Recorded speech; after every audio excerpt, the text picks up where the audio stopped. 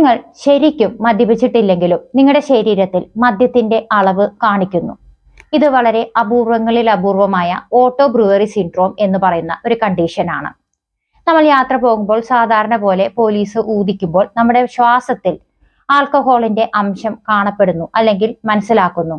ഇത് ഒരു പ്രശ്നത്തിന് കാരണമാകുന്നു. എന്നാൽ ഇങ്ങനെ ഒരു അസുഖവുമുണ്ട്. വളരെ അപൂർവമായ ഈ രോഗം ഗട്ട് ഫെർമെന്റേഷൻ സിൻഡ്രോം ആയി ബന്ധപ്പെട്ട് കിടക്കുന്നു.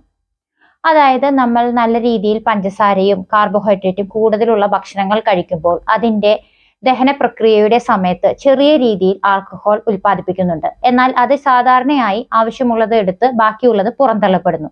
എന്നാൽ ചില മനുഷ്യരിൽ ഈ ഒരു ഇതിന്റെ ഉൽപാദനം നടക്കുന്ന സമയത്ത് കൂടുതലായി ഉണ്ടാവുകയും അത് നമുക്ക് പുറന്തള്ളാൻ സാധിക്കാതെ പോവുകയും ചെയ്യുന്നു.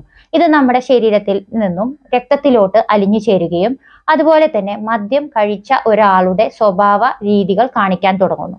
പ്രത്യേകിച്ച് അവരുടെ മാനസികാവസ്ഥ, പ്രതികരിക്കാൻ വൈകിപ്പോകുന്നു, സംസാരിക്കാൻ ബുദ്ധിമുട്ട്, ശ്രദ്ധ കിട്ടുന്നില്ല, നടക്കാൻ ബുദ്ധിമുട്ട്, ഇങ്ങനെ തുടങ്ങി എല്ലാം മദ്യപിച്ച ഒരാൾ എങ്ങനെയാണോ പ്രവർത്തിക്കുന്നത് അതുപോലെ തന്നെ ആയി മാറുന്നു.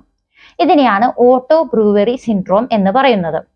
ഈ ഒരു അവസ്ഥയിൽ പേഷ്യന്റിനെ ശരിയായി നമ്മൾ മനസ്സിലാക്കാൻ വേണ്ടി ഡോക്ടേഴ്സ് ഈ പറഞ്ഞ പോലെ തന്നെ ബ്രീത്തിൽ, അതായത് നമ്മുടെ ശ്വാസത്തിൽ എന്തോരം ആൽക്കഹോൾ കണ്ടന്റ് ഉണ്ട് എന്ന് നോക്കുന്നു. അതുപോലെ രക്തത്തിലും എന്തോരം ആൽക്കഹോൾ കണ്ടന്റ് നോക്കുന്നു.